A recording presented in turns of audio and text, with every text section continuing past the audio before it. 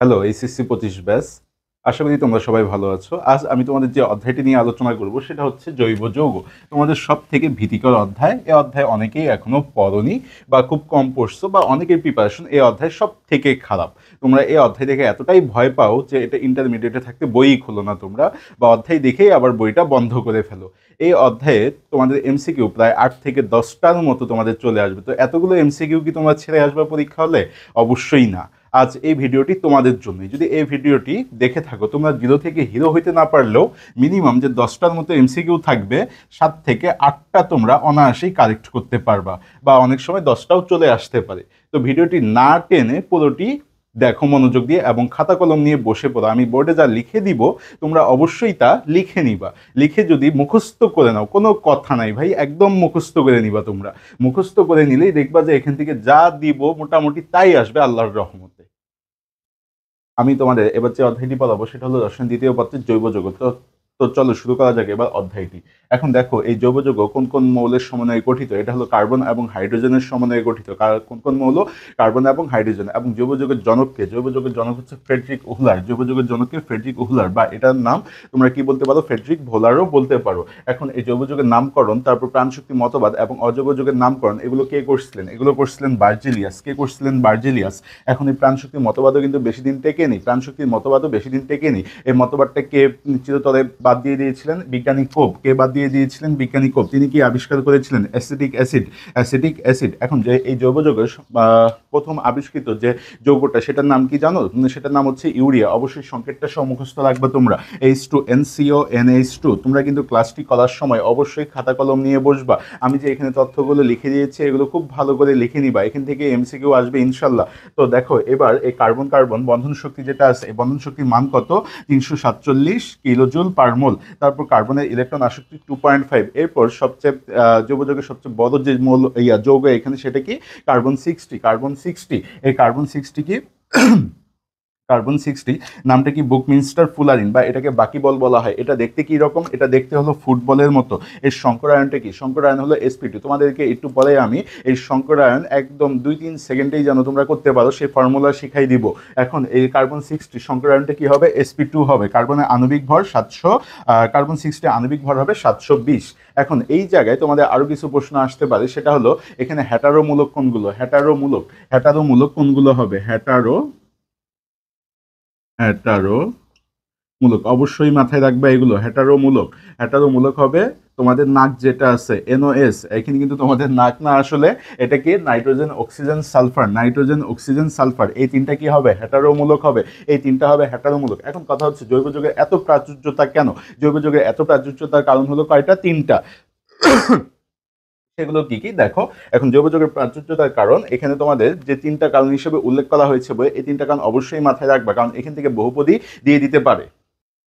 তো দেখো জৈব যৌগের এত প্রাচুর্যতা কেন? এর কারণ যে তিনটা, এই তিনটা কারণ কি কি? এই তিনটা কারণ হলো, প্রথমটা হলো ক্যাটেনেশন। প্রথমটা কি? ক্যাটেনেশন। ক্যাটেনেশন। তারপর 2 নাম্বারটা হচ্ছে সমানুতা। সমানুতা। তারপর 3 নাম্বার হচ্ছে পলিমারকরণ। পলিমারকরণ। তো তোমাদের যাদের সমানুতার সমস্যা আছে, এই সমানুতা আমি তোমাদেরকে কয়েকটা সমানুতা লিখে দিব, ওর মধ্যেই কিন্তু তোমরা কমন পাবা। এই জন্য ভিডিওটি না টেনে সম্পূর্ণ দেখা এবং খাতায় নোট করে নাও।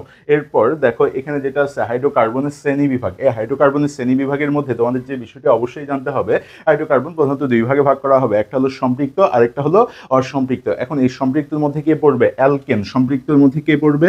অ্যালকেন। এটার নামের শেষে আমরা কি এন উচ্চারণ হবে। এখন এই অ্যালকেনটা কি রকম? অ্যালকেনটা হলো এখানে প্যারাফিন, অর্থাৎ যাদের আকর্ষণ নাই তাদেরকেই বলা হবে প্যারাফিন। আর এদের মধ্যে থাকবে কি? একক বন্ধন। এদের মধ্যে কি থাকবে? একক বন্ধন। এখন অ্যালকেনের যে যৌগগুলো আছে এগুলো কিন্তু তোমরা 9-10-এই পড়ে আসছো। অ্যালকেনের যে যৌগই থাকুক না কেন একদম চোখ বন্ধ করে sp3, চোখ বন্ধ করে কি? sp3। তাই বলে আবার কেউ চোখ বন্ধ করে ওএমআর শিট দাগায় না, ভুলভাল দাগাই ফেলবা। এখন দেখো এখানে এই সাধারণ সংকেতটাও কিন্তু মাথায় রাখবা, CnH2n+2। কারণ এখানে অ্যালকেনের যে যৌগগুলো এগুলো কিন্তু তোমাদেরকে মাথায় রাখতে হবে। অ্যালকেনের যৌগগুলো CH4, C2H6, C3, H8, কয়েকটা তোমরা অবশ্যই মনে রাখবা, মনে রাখার কিছু নাই, তোমরা যদি সাধারণ সংকেতটা মাথায় রাখো তাহলে যৌগটা এমনি চিনতে পারবে। অ্যালকেনের যৌগগুলোকে কি, যদি অ্যালকেনের যৌগ থাকে এবং এদের সংক্রায়ন জিজ্ঞেস করে তাহলে তোমরা কি দাগাবা, sp3 দাগাবা। তো দেখো এবার অসম্পৃক্তর ক্ষেত্রে আমরা যে দুইটা ভাগ পাবো, একটা পাবো অ্যালকিন আরেকটা পাবো অ্যালকাইন। এই অ্যালকিনে কি থাকবে, কার্বন কার্বন দ্বিবন্ধন থাকবে। অ্যালকিনের যে যৌগগুলো থাকবে, অ্যালকিনের যৌগগুলো সেগুলো কি হবে, sp2 হবে, সেগুলো কি হবে sp2। অ্যালকিনের যৌগ কি কি হবে, দেখো অ্যালকিনের যৌগ CH2, C2H4, C3H6। তোমরা কিন্তু এই সাধারণ সংকেত দিয়ে সেটা মনে রাখতে পারো। এই অ্যালকিনের যৌগগুলো থাকলে সেটা কি হবে, সেটা হবে sp2 সংকরায়ন। কি সংকরায়ন হবে, sp2 সংকরায়ন হবে। এরপর দেখো এখানে অসম্পৃক্ত যেটা আছে অ্যালকাইন, অ্যালকাইনে কি থাকবে, কার্বন কার্বন ত্রিবন্ধন থাকবে, কার্বন কার্বন ত্রিবন্ধন। এখন এই কার্বন কার্বন ত্রিবন্ধনে এখানে তোমাদের এখানে সংকরায়নটা কি হবে, সংকরায়ন হবে sp সংকরায়ন। সংকরায়নটা কি sp, অর্থাৎ অ্যালকাইনের যে কোনো যৌগই থাকুক না কেন সেটা সংকরায়ন কি হবে, sp হবে। এটা সাধারণ সংকেত কি হবে, CnH2n-2। এই CnH2n-2 মাথায় রাখলে তোমরা কিন্তু অ্যালকাইনের যে যৌগগুলো আছে সেগুলো কিন্তু চিনতে পারবা। এখন দেখো সিগমা এবং পাই বন্ধন, সিগমা এবং পাই বন্ধন কি, সিগমা বন্ধন যেখানে একটা বন্ধন থাকবে সেটাই কিন্তু সিগমা বন্ধন। আর যদি দুইটা বন্ধন থাকে, যেমন দেখো এখানে কার্বন কার্বন কয়টা বন্ধন আছে, একটা, তার মানে এটা সিগমা বন্ধন। এখানে কার্বন কার্বন কয়টা বন্ধন আছে, দুইটা, তার মানে এখানে একটা সিগমা আরেকটা কি হবে, পাই হবে। তারপর দেখো অ্যালকাইন, অ্যালকাইনে কয়টা বন্ধন আছে, তিনটা, এখানে তাহলে কি হবে, একটা সিগমা আর দুইটা পাই। এখানে সিগমা বন্ধনটা কিন্তু সব থেকে শক্তিশালী বন্ধন আর পাই বন্ধনটা সিগমা বন্ধনের থেকে কম শক্তিশালী বন্ধন। এখন কথা হচ্ছে কোনো একটা যৌগ দিয়ে তোমাদের কিন্তু বলে দেয় এখানে কয়টা সিগমা বন্ধন আছে, কয়টা সিগমা বন্ধন আছে এটা বের করে। এটা কিন্তু প্রায় সময় এমসিকিউতে চলে আসে। তো এখানে দেখো এলিফেটিক এবং অ্যারোমেটিক যৌগগুলোর ক্ষেত্রে সব থেকে বেশি আসে। তো এই যৌগগুলো সিগমা বন্ধনগুলো তোমরা কিভাবে বের করবে, এটা সব থেকে শর্টকাট টেকনিক আমি তোমাদেরকে শিখাই দিব। তো এটা করার জন্য তোমাদেরকে কিন্তু যৌগগুলোও ভাঙতে হবে না, তোমরা দেখবা আর অ্যান্সার দাগাবা। দেখো এখানে এলিফেটিক যৌগের সিগমা বন্ধন সংখ্যা যদি বের করতে চাও, এলিফেটিক যৌগগুলোর ক্ষেত্রে তোমরা যদি সিগমা বন্ধন বের করতে চাও তাহলে কি, দেখো মোট পরমাণুর সংখ্যা -1, অর্থাৎ যতটা পরমাণু থাকবে ততটা থেকে কি করবা, -1 করে দিবা। তো দেখো এখানে যদি একটা এক্সাম্পল দেখা যায়, এখানে CH4 আছে, কি আছে, CH4। তো এটাকে ভেঙে লিখলে কি পাবা, অর্থাৎ এখানে কয়টা পাচ্ছ, চারটা পাচ্ছ। দেখো CH4 কিন্তু সিগমা বন্ধন চারটা, কয়টা, সিগমা বন্ধন চারটা হবে, এখানে সিগমা বন্ধন চারটা।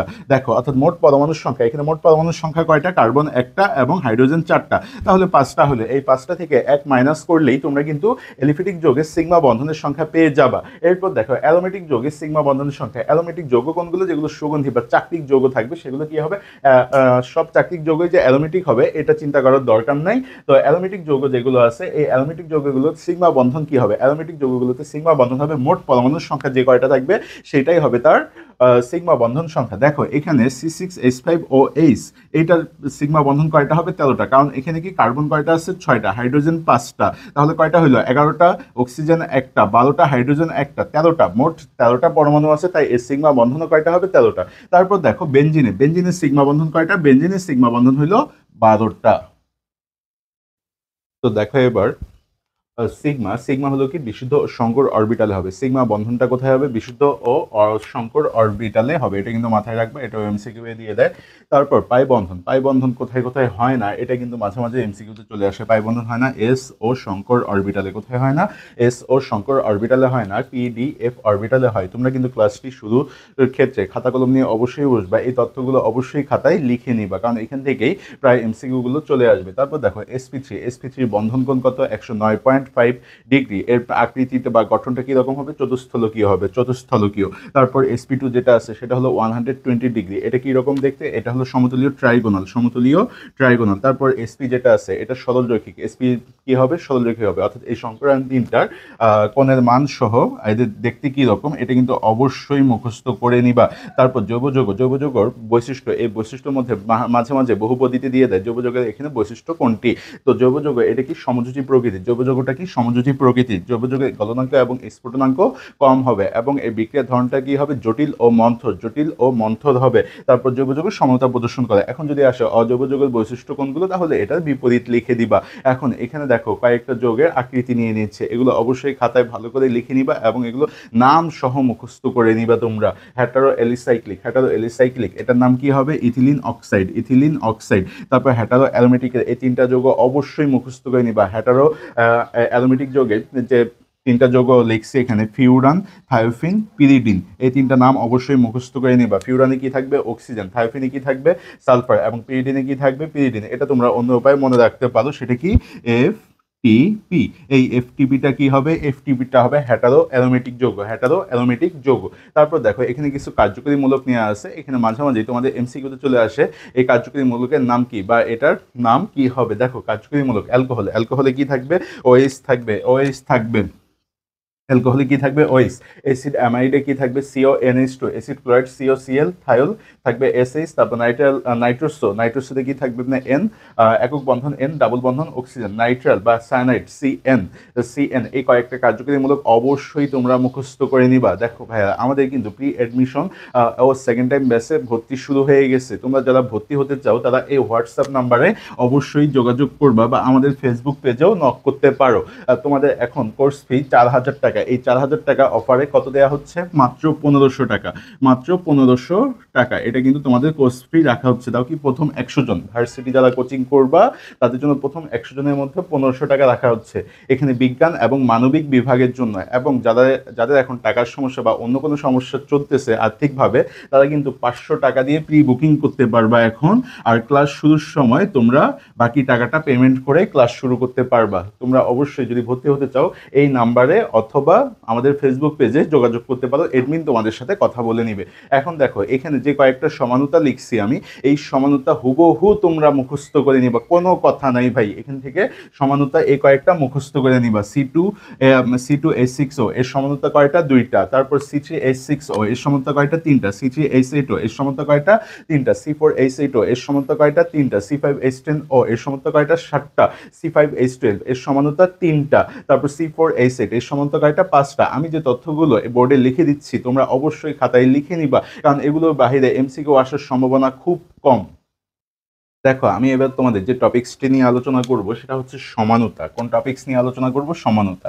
এই সমানুতা কত প্রকার? সমানুতা হচ্ছে দুই প্রকার। একটা হচ্ছে গাঠনিক সমানুতা, আর একটা হচ্ছে স্টেরিও বা ত্রিমাত্রিক সমানুতা, অর্থাৎ গাঠনিক সমানুতা ও ত্রিমাত্রিক সমানুতা। এখন এই গাঠনিক সমানুতা কত প্রকার? গাঠনিক সমানুতা হচ্ছে 5 প্রকার। চেইন সমানুতা, একই সমগোত্রীয় শ্রেণীর অন্তর্ভুক্ত হবে। এগুলো কি হবে? একই সমগোত্রীয় শ্রেণীর অন্তর্ভুক্ত।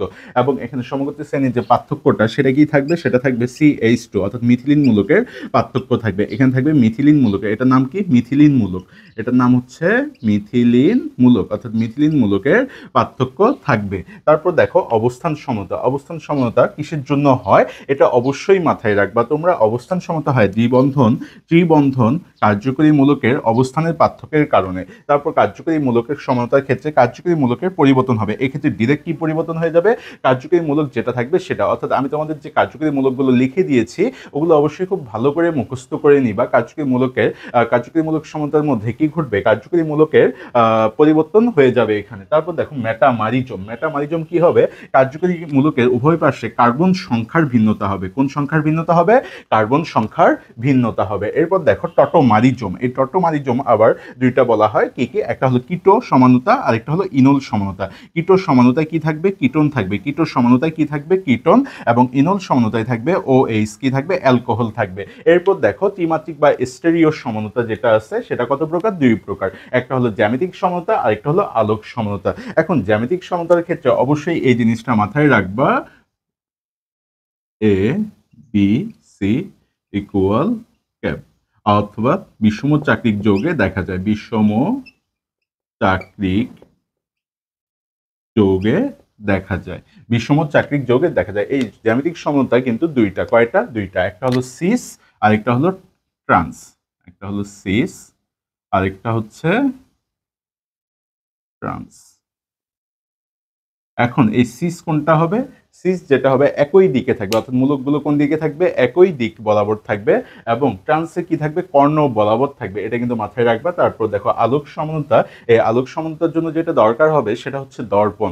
আর এখান থেকে অবশ্যই মাথায় রাখবা কাইরাল কার্বন বা অপজিসম কার্বন। এই কাইরাল কার্বন বা অপজিসম কার্বনটা কি? কার্বন মূলকের যে 4টা হাত আছে এই 4টা হাতে যদি ভিন্ন ভিন্ন মূলক যুক্ত থাকে তাহলে আমরা তাকে কি বলতে পারি?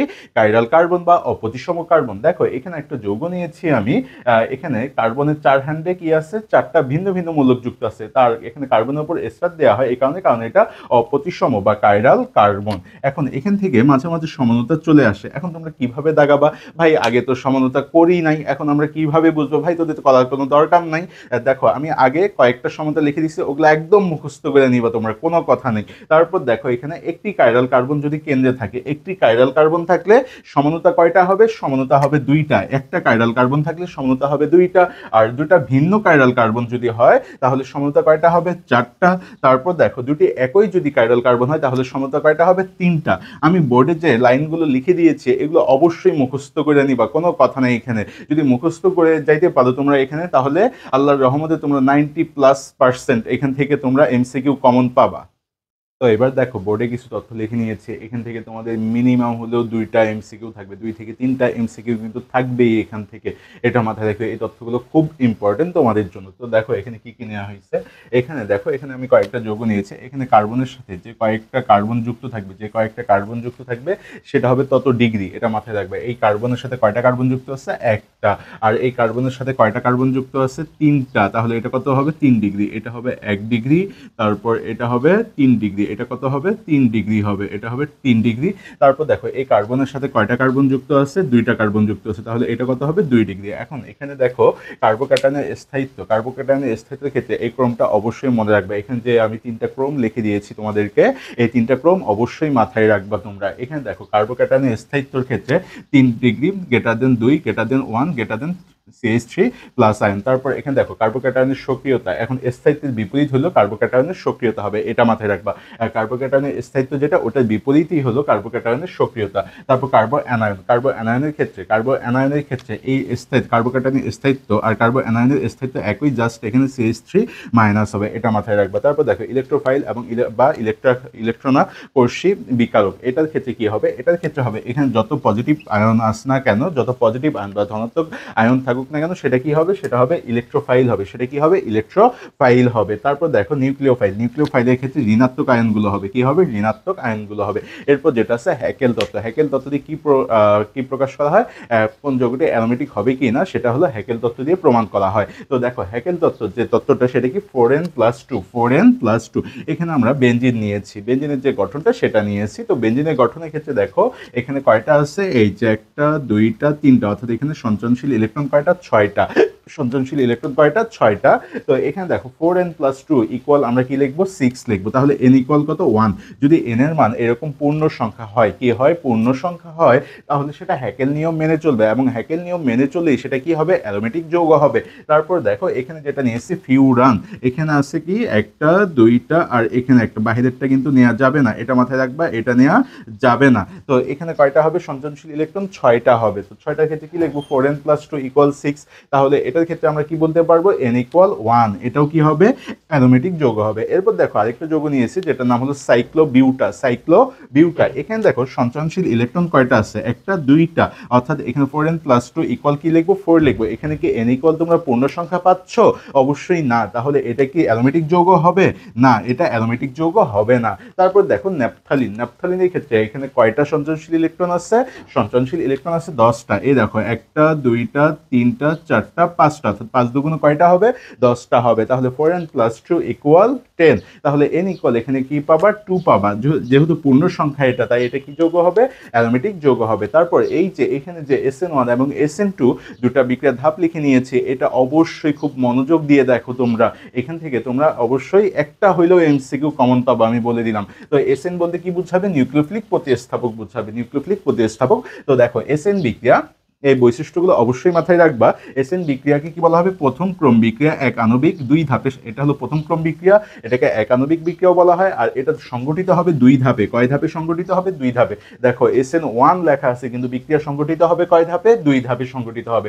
আর এখানে কার্বোক্যাটায়ন সৃষ্টি হবে, আর এটার ক্রমটা অবশ্যই মনে রাখবা, 3 to 1 CH3X, এটা অবশ্যই মাথায় রাখবা। তারপর দেখো SN2 এটা জাস্ট বিপরীতটাই হবে। দেখো এটা ছিল প্রথম ক্রম, আর SN2 হবে দ্বিতীয় ক্রম। এটা 2 আণবিক বিক্রিয়া।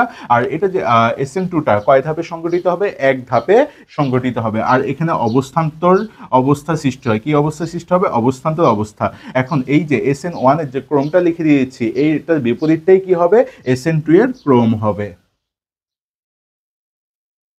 তো দেখো ভাইয়ারা, এবার আমি শুরু করব বিক্রিয়া। আমি অল্প কিছু বিক্রিয়া করাবো, তোমরা এগুলো খুব ভালো করে পড়ে যাবা এবং এখান থেকে ইনশাল্লাহ কমন পাবা। তো দেখো, প্রথমে যে বিক্রিয়া লিখছি এখানে অ্যালকেনের বিক্রিয়াগুলো, অ্যালকেনের বিক্রিয়া, এখানে উডস বিক্রিয়া। উডস বিক্রিয়ায় এখানে প্রভাবক হিসাবে কি ইউজ করা হবে? শুষ্ক ইথার। কি ইউজ করা হবে? শুষ্ক ইথার। তো এখানে CH3Cl এবং Cl CH3, এখান থেকে কি উৎপন্ন হবে? অ্যালকেন উৎপন্ন হবে, C2H6 অ্যালকেন উৎপন্ন হবে। আর এটা উডস বিক্রিয়ার প্রভাবককে, উডস বিক্রিয়ার প্রভাবক হলো শুষ্ক ইথার। এটা খুব ভালো করে মাথায় রাখবা, উডস বিক্রিয়ার প্রভাবককে শুষ্ক ইথার। তারপর দেখো ক্লিমেনশন বিজারণ। এই ক্লিমেনশন বিজারণে আর বলতে কি বোঝাবে? আর বলতে বোঝাবে অ্যালকাইল মূলক। আর বলতে কি বোঝাবে? অ্যালকাইল মূলক। যে কোনো একটা অ্যালকাইল মূলক নাও এখানে। আর এখানে সোডিয়াম হাইড্রোক্সাইড ও ক্যালসিয়াম অক্সাইডকে কি বলা হয়? সোডা লাইম বলা হবে। এখানে কি বলা হবে? সোডা লাইম বলা হবে। সোডিয়াম হাইড্রোক্সাইড ও ক্যালসিয়াম অক্সাইডকে কি বলা হবে? Soda lime. এখানে যেটা উৎপন্ন হবে এক কম কার্বন বিশিষ্ট। এখন কিভাবে হবে এক কম কার্বন বিশিষ্ট, এটাই তোমাদেরকে বোঝাই দিচ্ছি। দেখো এখানে কার্বন কয়টা আছে হিসাব করো, একটা, দুইটা, তিনটা কার্বন। এই এরকম জয়টা কার্বন থাকবে তার থেকে এক কম কার্বন বিশিষ্ট, অর্থাৎ একটা কার্বন কমাই দিয়ে তোমরা অ্যালকেনের সংকেতটা লিখে দিবা, সেটাই হবে তোমাদের ডিকার্বক্সিলেশন বিক্রিয়ায় উৎপন্ন অ্যালকেন।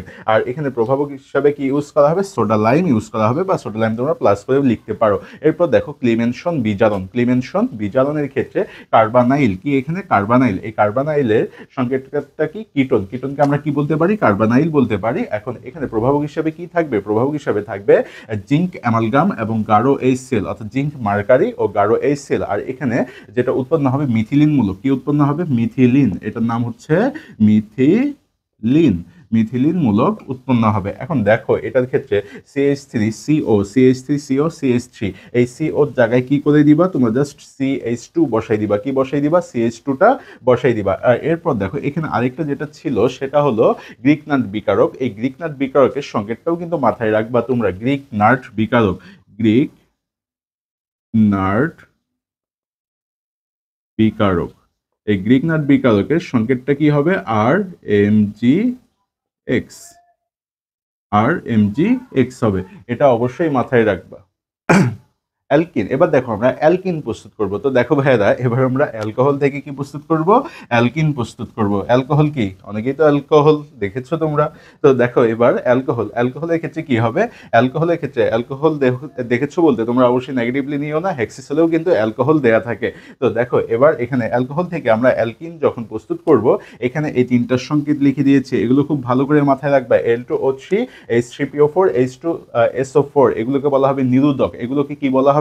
নিরোধক বলা হবে। এগুলো কি অপসারণ করবে? অ্যালকোহল থেকে পানি অপসারণ করবে। অ্যালকোহল থেকে পানি অপসারণ করবে। কি অপসারণ করবে? পানি অপসারণ। অ্যালকোহল থেকে পানি অপসারণ করবে, অর্থাৎ H2O অপসারণ করবে। তো দেখো এবার CH3, CH2OH, এখানে যেটা নিয়েছি এখান থেকে যদি তোমরা পানি বাদ দিয়ে দাও, H2O বাদ দিয়ে দাও, দেখো এখানে OH, আর এখান থেকে একটা H বাদ দিয়ে দাও তোমরা, তাহলে কি হবে? এখানে CH2 ডাবল বন্ধন CH2, অর্থাৎ অ্যালকিন পেয়ে যাবা, অ্যালকিন পেয়ে যাবা। এরপর দেখো ব্রোমিন দ্রবণ পরীক্ষা, অর্থাৎ অ্যালকিনের যে শনাক্তকারী বিক্রিয়া দেওয়া আছে দুইটা, একটা হলো ব্রোমিন দ্রবণ পরীক্ষা, আর একটা হলো বেয়ার পরীক্ষা। তো ব্রোমিন দ্রবণ পরীক্ষায় যেটা মাথায় রাখবা, ব্রোমিনের লাল বর্ণ দূর হয়ে যাবে। অবশ্যই বিক্রিয়া মাথায় রাখার দরকার নাই এখান থেকে, জাস্ট এই লাইনটাই মনে রাখবা, ব্রোমিনের লাল বর্ণ দূর হয়ে যাবে। তারপর দেখো বেয়ার পরীক্ষা। বেয়ার পরীক্ষা এখানে পটাশিয়াম পারম্যাঙ্গানেট, পটাশিয়াম পারম্যাঙ্গানেট ও এখানে পটাশিয়াম হাইড্রোক্সাইড, অর্থাৎ গ্লাইকলের বেগুনি বর্ণ দূর হয়ে যাবে। কার বেগুনি বর্ণ দূর হয়ে যাবে? গ্লাইকলের।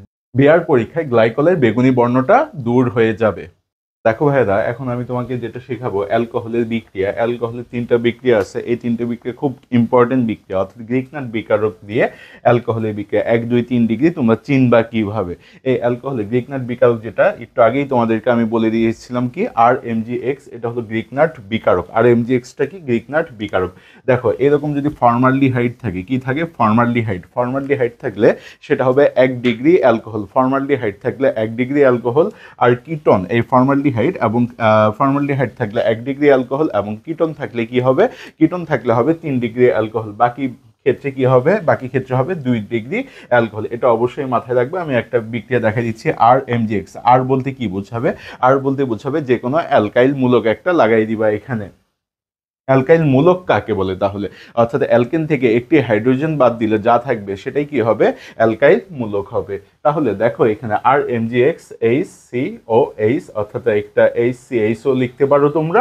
এখান থেকে আমরা কি পাবো, 1 ডিগ্রি অ্যালকোহল পাবো। 1 ডিগ্রি অ্যালকোহল কিভাবে বুঝবা, এখানে দেখো এই যে আর যেটা আছে অ্যালকাইল মূলক, অর্থাৎ কার্বনের সাথে অ্যালকাইল মূলক যে কয়টা যুক্ত থাকবে সেটাই কিন্তু তোমার ওই ডিগ্রি বুঝাবে। এখানে দেখো কয়টা যুক্ত আছে, দুইটা, একটা এবং এখানে একটা, দুইটা, এই জন্য কিন্তু এটা 2 ডিগ্রি। তারপর এটার ক্ষেত্রে যদি খেয়াল করো, এই যে একটা, দুইটা, তিনটা, এই জন্য কিন্তু এটা কয় ডিগ্রি হবে, 3 ডিগ্রি হবে। তারপর দেখো হ্যালাইডের ক্ষেত্রে 1 2 3 ডিগ্রি হ্যালাইড, জাস্ট এটার রূপটা মনে রাখবা তোমরা।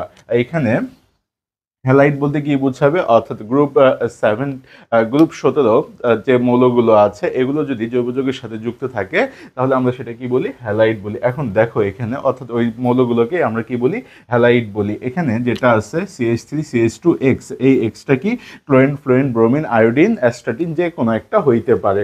এটা যদি হয় তাহলে কি হবে, এটা 1 ডিগ্রি হবে। এটা কি হবে, 1 ডিগ্রি। এখন দেখো 2 ডিগ্রির ক্ষেত্রে এই যে একটা অ্যালকাইল, এই যে আরেকটা অ্যালকাইল গ্রুপ যুক্ত আছে, এইভাবে যদি যুক্ত থাকে সেটা কি হবে, 2 ডিগ্রি। 3 ডিগ্রির ক্ষেত্রেও সেম, একটা, দুইটা, এই যে তিনটা, দেখো এটা হলো 3 ডিগ্রি। এরপর দেখো আমরা যেটা পড়বো মার্কোনিকফের বিক্রিয়া। তোমাদের এটা কোথায় আছে, এটা হলো অ্যালকিনেরই একটা বিক্রিয়া, মার্কোনিকফ। এখন দেখো এই মার্কোনিকফের বিক্রিয়াটাই যেটা হবে, এখানে তোমরা মনে রাখবে HBr এর সাথে এখানে আরেকটা কি থাকবে, অ্যালকিন থাকবে। কি থাকবে, অ্যালকিন। HBr এর সাথে কি থাকবে, অ্যালকিন থাকবে। তো এটা মার্কোনিকফের বিক্রিয়া, যেটা মাথায় রাখবা তোমরা এখানে,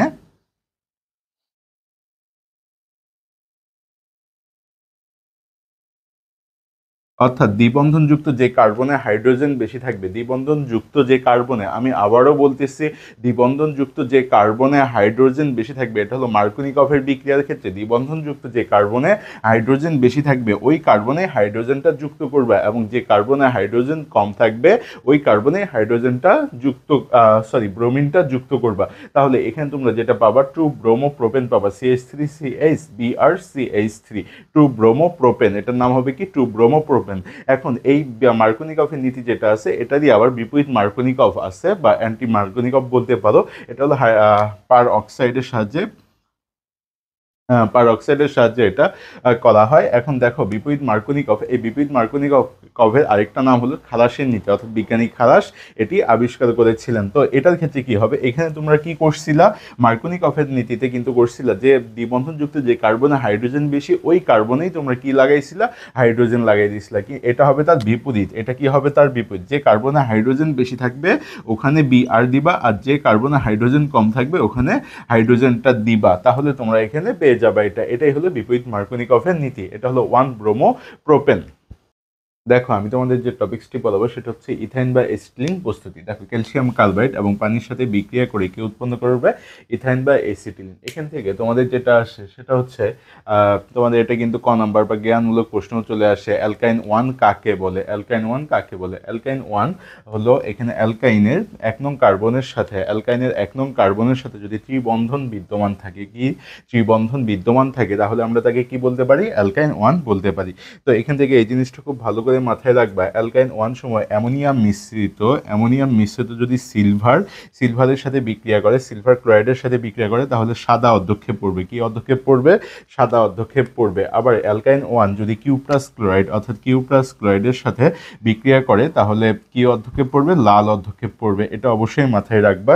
এই বিক্রিয়া অ্যালকিন এবং অন্যান্য অ্যালকাইন এই বিক্রিয়া দেখাবে না। এরপর দেখো ফিডেল ক্রাফট অ্যালকাইলেশন যে বিক্রিয়া, এটা থেকে টোলুইন প্রস্তুতি। তো এখানে বেনজিন এবং CH3Cl এটার সাথে কি বিক্রিয়া করবে, এটার সাথে প্রভাবক হিসেবে কি থাকবে, শুষ্ক অ্যালুমিনিয়াম ট্রাইক্লোরাইড। এখানে কি পাবা, টোলুইন পাবা।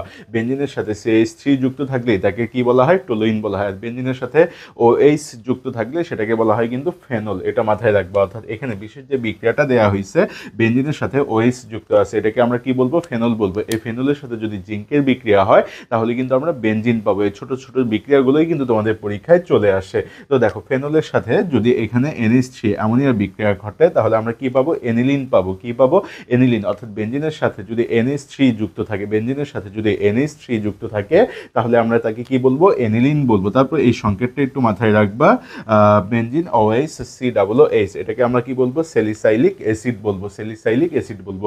তারপর এটা খুব গুরুত্বপূর্ণ একটা বিক্রিয়া, ডায়োজোনিয়াম লবণ, এনিলিন থেকে ডায়োজোনিয়াম লবণ। তো এখানে যেটা নিচ্ছি এনিলিন, এখন এইখানে HNO2, এখানে তাপমাত্রাটা কত, 0 থেকে 5 ডিগ্রি সেলসিয়াস। এখানে যেটা উৎপন্ন করবে ডায়োজোনিয়াম। এটা অবশ্যই বিক্রিয়াটা খুব ভালো করে মাথায় রাখবা। তারপর দেখো রাইমার টাইমেন বিক্রিয়া। রাইমার টাইমেন বিক্রিয়া এই সংকেতটা কিন্তু খুব ভালো করে তোমরা মনে রাখবা। বেঞ্জিনের সাথে ওএইচ এবং এলডিহাইড সিএইচও যুক্ত থাকলে তাকে আমরা কি বলি? সেলিসালডিহাইড। সেলিসালডিহাইড অর্থাৎ বিক্রিয়াটা দেখা যাক ফেনলের সাথে তুমি যদি CH3 যুক্ত করাও, এর সাথে পটাশিয়াম হাইড্রোক্সাইড অথবা সোডিয়াম হাইড্রোক্সাইড যুক্ত থাকলে আমরা কি পাবো? সেলিসালডিহাইড পাবো। এরপর দেখো অ্যালডোল এবং কেনিজারো বিক্রিয়া। অ্যালডোল এবং কেনিজারো বিক্রিয়া কি হবে? এখন এলডিহাইড এবং কিটোন তো তোমরা আগে থেকেই চেনো। তো অ্যালডোল যেসব এলডিহাইড ও কিটোনে আলফা হাইড্রোজেন বিদ্যমান, কি বিদ্যমান? আলফা হাইড্রোজেন বিদ্যমান, তারা অ্যালডোল বিক্রিয়া দিবে। তারা কি বিক্রিয়া দিবে? অ্যালডোল বিক্রিয়া দিবে। এটা আবারও বলতেছি, এটা খুব ইম্পর্টেন্ট একটা টপিকস। যেসব এলডিহাইড এবং কিটোনে আলফা হাইড্রোজেন বিদ্যমান তারা অ্যালডোল বিক্রিয়া দিবে। এখন কথা হচ্ছে আলফা হাইড্রোজেনটা কি? আলফা হাইড্রোজেনটা কি? কার্যকরী মূলকের যে পাশে কার্যকরী মূলকের যে পাশে কার্বন থাকবে তাকে আমরা কি বলতে পারি? আলফা কার্বন বলতে পারি। কার্যকরী মূলকের সাথে যে কার্বনটা যুক্ত থাকবে, কার্যকরী মূলকের সাথে যে কার্বনটা যুক্ত থাকবে তাকে আমরা কি বলবো? আলফা কার্বন বলবো। এবং এই কার্বনের সাথে যে হাইড্রোজেনটা যুক্ত থাকবে তাকে আমরা কি বলবো? আলফা হাইড্রোজেন বলবো। এরপর দেখো কেনিজারো যে বিক্রিয়া আছে, এই কেনিজারো বিক্রিয়া কি? যেসব এলডিহাইড এবং কিটোনে আলফা হাইড্রোজেন বিদ্যমান থাকবে না। কেনিজারো বিক্রিয়াটা আবারও বলতেছি তোমাদের, যেসব এলডিহাইড এবং কিটোনে আলফা হাইড্রোজেন বিদ্যমান থাকবে না তারা কি বিক্রিয়া দিবে? তারা বিক্রিয়া দিবে কেনিজারো বিক্রিয়া। তোমরা অবশ্যই এই টপিকসগুলো খাতায় লিখে নাও এবং খুব ভালোভাবে মুখস্থ করে নাও। তো দেখো এখন আমি তোমাদেরকে এতক্ষণ পর্যন্ত যা পড়াইলাম, তোমরা যদি এগুলোই খুব ভালোভাবে পড়ে নাও তাহলে কিন্তু এমসিকিউ তো শিওর কমন পাবা। তো এখানে দেখো আরেকটা টপিকস লেখা আছে, আরেকটা টপিকস বলতে একটা বিক্রিয়া, আরেকটা টপিকস লেখা আছে দেখো এখানে। তো এখানে বেনজিন, এই বেনজিনের সাথে যদি 1 এবং 2 এগুলো 1 এবং 2 এর সাথে যদি যুক্ত হয়, একটা হলো নির্দেশক, 1-এর সাথে যদি 2 যুক্ত হয় অথবা 1-এর সাথে যদি 6 যুক্ত হয় তাহলে কি হবে? সেটা হবে অর্থ নির্দেশক। কি যুক্ত হবে? এখানে দেখো এগুলো লেখা আছে, তীব্র সক্রিয়তাকারী বা তীব্র সক্রিয়তা বৃদ্ধিকারী, মধ্যম সক্রিয়তা বৃদ্ধিকারী, মৃদু সক্রিয়তা বৃদ্ধিকারী, মৃদু সক্রিয়তা হ্রাসকারী। এখন এখানে তোমার যেগুলো আছে এখানে এগুলো কিন্তু খুব ভালোভাবে তোমরা খাতায় তুলে নিবা। এইগুলো খুব ভালোভাবে, এগুলো এমসিকিউ তো প্রচুর আসে। এখন এখানে দেখো তারপর যেটা আছে তীব্র সক্রিয়তা হ্রাসকারী, মধ্যম সক্রিয়তা হ্রাসকারী, এগুলো খুব ভালোভাবে তুলে নিবা। এখান থেকে একটা এমসিকিউ কিন্তু প্রায় সময়ই চলে আসে তোমাদের। তো বেঞ্জিনের সাথে যদি 1, 2 বা 1, 6 এর সাথে যুক্ত থাকে সেটা কি হবে? অর্থ নির্দেশক হবে। বা তারপর 1, 3 অথবা 1, 5 এর সাথে যুক্ত হয় সেটা কি হবে? মেটা নির্দেশক হবে। তারপর দেখো 1 এবং 4 এর সাথে যদি যুক্ত হয় সেটা কি হবে? প্যারা নির্দেশক হবে। এই টপিকসটা খুব ভালো করে পড়বা। তারপর এখানে যে বিক্রিয়াটা লেখা আছে হোফম্যান ক্ষুদ্রাংশ বিক্রিয়া, এই হোফম্যান ক্ষুদ্রাংশ বিক্রিয়াটা খুব ভালোভাবে মুখস্থ করে নিবা তোমরা। এটা মাঝে মাঝে হুবহু বিক্রিয়াটাই চলে আসে, অর্থাৎ এখানে উৎপন্নকারী পদার্থটা কি হবে এইটা কিন্তু মাঝে মাঝেই চলে আসে তোমাদের। তো C2H5 CONH2 plus Br2 for potassium hydroxide, এটাকে তাপ দিলে কি উৎপন্ন হবে? এখানে C2H5NH2। এটা খুব ভালো করে মাথায় রাখবা, C2H5NH2। আর এখানে কি থাকবে? 2KBr K2CO3, তারপর 2 অণু পানি উৎপন্ন হবে। তো এখান থেকে এই বিক্রিয়াটা খুব ভালো করে পড়ে নিবা। তো আমি তোমাদেরকে যে টপিকসগুলো পড়াইলাম এগুলো খুব ভালোভাবে খাতায় নোট করে নাও এবং মুখস্থ করে নাও। যারা এখন পর্যন্ত এই জৈব যৌগ অধ্যায়টি পড়নি তারা খুব ভালোভাবে এই টপিকসগুলো পড়ে নাও। এখান থেকেই কিন্তু এমসিকিউ আল্লাহর রহমতে 90 থেকে 95% চলে আসবে। তো তোমরা যদি এগুলোই খুব ভালো করে পড়ে যাও পরীক্ষায় ইনশাল্লাহ হতাশ হবে না তোমরা। আর যদি ভিডিওটি ভালো লেগে থাকে তোমরা তোমার বন্ধুদের মাঝেও ভিডিওটি ছড়িয়ে দাও এবং আমাদের পাঠশালা ইউটিউব এবং ফেসবুক চ্যানেলের পাশেই তোমরা থাকো।